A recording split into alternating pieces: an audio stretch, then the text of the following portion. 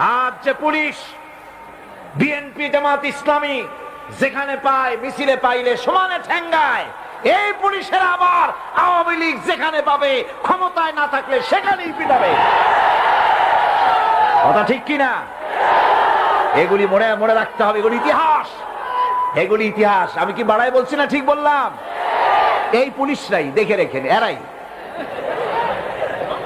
আজকের যে স্বরাষ্ট্রমন্ত্রী, কালকে দেখবেন পিটানের ঠেলায় ক্ষমতায় যদি না থাকে হসপিটালে শুয়ে আছে। এগুলি তো আমরা পত্রিকায় দেখি, ছবি শুদ্ধ দেখি। কথা ঠিক কিনা? এগুলি আমি বললাম কেন? এই জন্য বললাম ইতিহাস ভুলে যাওয়া উচিত না, ক্ষমতার দম্বে পাগল হয়ে যাওয়া উচিত না।